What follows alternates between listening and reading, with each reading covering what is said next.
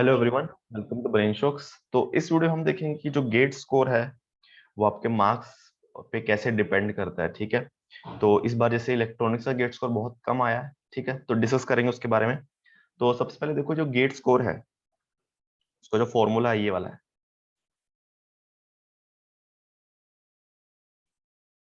ठीक है, तो इसमें क्या चीजें हैं देखो। गेट स्कोर जो है S Q, S T, S Q, M minus M Q, M T minus M Q, ये चीजें हैं, डिपेंड करता है। अब देखो इसमें क्या है, जो एम है ये तो आपके मार्क्स हो गए जो आपने पेपर में आए हैं आपके। एमक्यू जो है वो है qualifying marks of general category candidate in that paper.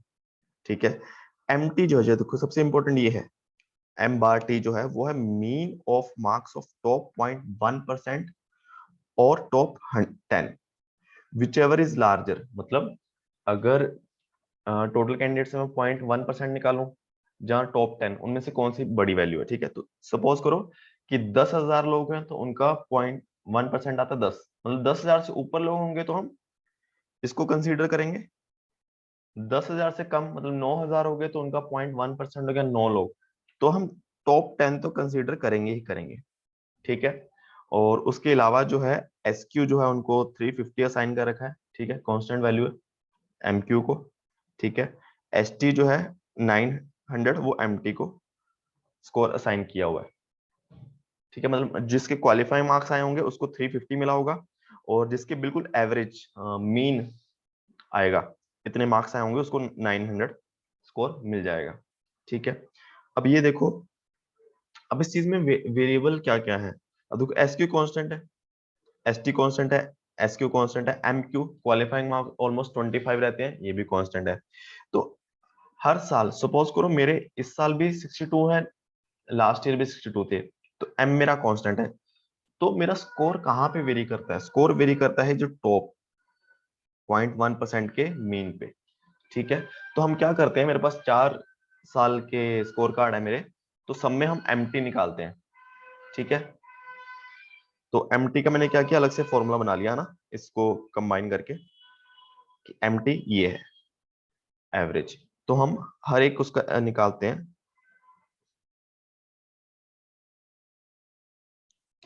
ये है सबसे पहले गेट 2015। ठीक है, अब इसमें क्या था, इसमें जो स्कोर है 815 है मेरा, रैंक 251 था। और देखो अब इसमें 0.1%, मतलब टोटल कैंडिडेट 172 है, इसका 0.1% हो गया 172, है ना। तो इसका मतलब 172 बच्चों के एवरेज मार्क्स होंगे एमटी। ठीक है, ये हमें फाइंड करना है। तो इसमें देखो 550 इंटू एम, मेरे मार्क्स है 62.54, क्वालिफाइंग मार्क्स है 25 divided by G, G G GATE score. ठीक है, 815 माइनस 350 प्लस 25। ठीक है, तो इसको कैलकुलेटर से अगर मैं करूंगा तो आएगा 62.54 minus 25 into 550 divide by 815 minus 350 plus 25। ठीक है, तो ये आया 69.40। 69.40 का ये मतलब है कि जो 172 बच्चे हैं स्टार्टिंग के, टॉप 172, उनका जो मीन है, एवरेज मार्क्स है, वो है 69.40। ठीक है, ये चीज हो गई। अब चलते हैं अगले पे, ये आ गया 2016 का। 2016 में देखते हैं, 2000 देखो बच्चे कम हो गए। पहले क्या था, 1,72,000 थे, इस साल जो है 1,52,000। तो अब क्या होगा, टॉप के 152 का एवरेज होगा। ठीक है, अब इसमें भी पुट करके देखता हूँ। 550 मार्क्स थे 43.41, कॉलिंग में मार्क्स 25 डिवाइड बाय स्कोर था 586 माइनस 350 प्लस एम क्यू 25। ठीक है, तो ये आ जाएगा 43.41 minus 25 into 550 divided by 586 minus 350 plus 25। तो यहाँ पे आया स्कोर 67.9। ठीक है, तो 67.9। तो अब देखो इसमें क्या है, जो एवरेज है, मीन है, वो कम हो गया है लास्ट ईयर के मुकाबले। ठीक है, तो इसका मतलब ये होगा कि 2016 में सेम मार्क्स पे ज्यादा स्कोर मिलेगा एज कंपेरेटिवली तो 2015। ठीक है, तो आगे चलते हैं। ये है 2021 का। तो इसमें देखो, इसमें बच्चे हो गए ओनली 80,000। तो यहाँ पे क्या होगा, ओनली 80 लोगों का, टॉप 80 लोगों का एवरेज होगा। एक तो ये समझना चाहिए हमें कि अगर मैं पेपर का लेवल सेम मानूं, ठीक है, तो टॉप 150 का एवरेज ऑब्वियसली कम होगा टॉप 80 के मुकाबले। ठीक है, अगर पेपर का लेवल सेम है और बच्चे कम हो रहे हैं, तो वो एवरेज जो है वो बढ़ेगा। ठीक है, और स्कोर कम होगा, ये अगर कह सकते हैं हम। तो इसमें देखते हैं 550 62.33 minus 25 divided bye 884 minus 350 plus 25। इसको करते हैं, ये आएगा 62.33 minus 25 into 550 divided by 884 minus 350 plus 25। अब देखो इसमें क्या आया, इसमें आया 63.44। इसका मतलब ये तो पेपर मुश्किल था ही, इसमें पेपर मुश्किल था, बट बच्चे फिर भी कम थे। ठीक है, बट इसीलिए एमटी भी पेपर बहुत ज्यादा टफ था, बच्चे कम हुए, उसके बावजूद भी जो एवरेज मीन मार्क्स था 0.12%, 0.1% का, उनका कम हुआ। तो इस पेपर में काफी अच्छा स्कोर गया होगा सेम मार्क्स पे। ठीक है, तो अभी मैं क्या करता हूँ, अभी करता हूँ मैं, अब आ गया हमारा गेट 2022। इसमें सेम चीज अप्लाई करते हैं। इसमें अभी हमें टोटल नंबर ऑफ स्टूडेंट्स नहीं पता है, क्योंकि अभी तक आईआईटी ने वो नहीं किया, बट फिर भी हम गैस लगाएंगे। इसमें मेरे मार्क्स हैं 66.67, स्कोर है 870। ठीक है, देखो मार्क्स बढ़ गए हैं, स्कोर कम हो गया, तो इसका मतलब इसमें मीन बहुत ज्यादा आएगा। 66.67 25 870 माइनस 350।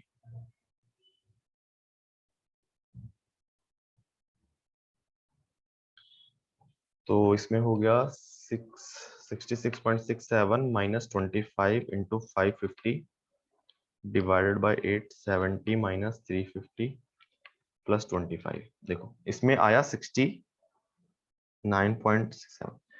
अभी हमें ये नहीं पता कि कितने बच्चे हैं। और एक चीज मैंने नोटिस किया कि जैसे यहाँ पे 80 लोगों का मीन निकाला, मेरा 40 रैंक था, मतलब मैं बिल्कुल मिडल में हूँ।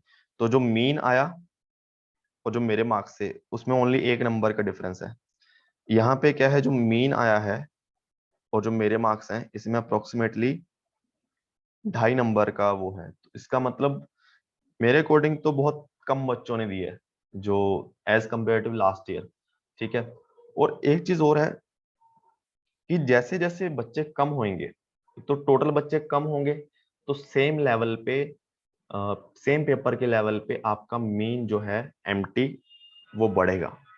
ठीक है, एक बात तो है, अगर पेपर का लेवल सेम है। और दूसरी चीज ये है कि अगर बच्चे कम अपीयर हो रहे हैं और कम क्वालिफाई हो रहे हैं, तो एक सेम मार्क्स भी बहुत कम लोगों के आएंगे। तो वो भी रीजन है कि कम सेम रैंक पे लेस स्कोर आ रहा है। ठीक है, तो जैसे हम क्या करते हैं, इसमें मैं क्या करता हूँ, मैं 66.67 पे निकालता हूँ स्कोर लास्ट ईयर का, है ना, कि उसमें कितना स्कोर आया होगा। तो गेट स्कोर का फॉर्मूला, इसमें एवरेज हो गया 63।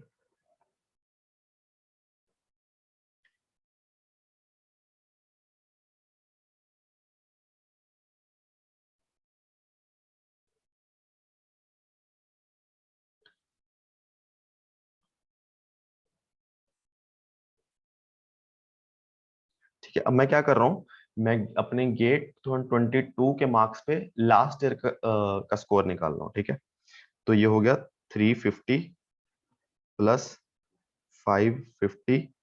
मेरे इस बार मार्क्स है 66.67 माइनस 25 डिवाइडेड बाय एवरेज हमारा इस साल का है 63.44, ठीक है, ये निकालते हैं। तो ये आ जाएगा 66.67 minus 25 into 550 divided by 63.54 minus 25 plus 350। तो ये देखो कितना आया, 946। देखो सेम मार्क्स पे लास्ट ईयर जो मेरे इस साल आए हैं उसमें 946 स्कोर था, क्योंकि वो मीन से तो ज्यादा ही था, ठीक है, तो 946 आना ही था। अब मैं क्या करता हूं, अब इतने मार्क्स पे 62 पे इस साल का देख लेते हैं।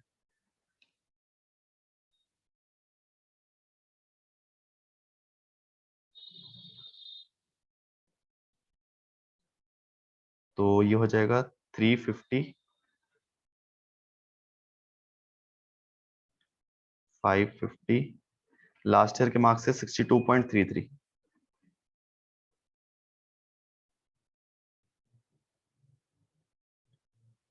और अच्छा, और इसका एवरेज है 69 पॉइंट,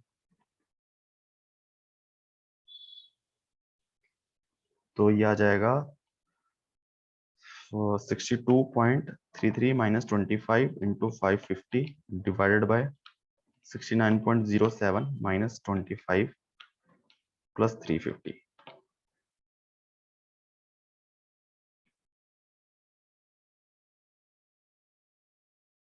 ठीक है, तो ये आया 815। ठीक है, तो ये देखो 815 स्कोर आया। अब देखो हम बात करते हैं 62 मार्क्स पे लास्ट ईयर स्कोर था 884, और इस साल के मुकाबले इस साल जो जिसके 62.33 आए होंगे उसका स्कोर आया होगा 815। उसी तरह इस साल 66 पे आ रहा है स्कोर 870, लास्ट ईयर 66 पे आया होगा 946। अब जो मीन है मेरे हिसाब से, मीन लास्ट टाइम 63 था, तो मान सकते हैं कि चलो पेपर मुश्किल था, मीन कम आया। बट इस साल जो है, इस साल पेपर इतना आसान नहीं था कि 69 चला जाए मीन, ठीक है। तो इसका मतलब ये होगा कि बहुत कम बच्चे आए हैं, और उस वजह से हो सकता है कि काफी कम। देखो 815 जो है, यही मेरा स्कोर 2015 में है, तो वहां पे 62 मार्क्स पे 815 था, वहां पे ही मीन 69 था। ठीक है, अब देखो 2015 और 2022 का कंपेयर करो। मार्क्स भी है मेरे 62.54, मीन भी है 69.4, और इस साल भी देखो, अगर मैं 62 मार्क्स पे और मीन इतना है, स्कोर भी सेम है। ठीक है, और एक चीज है जो डिपेंड करती है, सपोज करो अगर टोटल कम बच्चे पेपर दे रहे हैं तो अपीयर कम हो रहे हैं, तो क्वालिफाई भी कम हो रहे होंगे, तो पर्टिकुलर सेम जो मार्क्स हैं वो भी कम हो रहे होंगे। सपोज करो मेरे मार्क्स 66.67 है, अब हम ये मानते हैं कि 66.67, इसके बाद 66.33 होंगे, इसके बाद 66 होगा, और ठीक है, इतना बहुत है।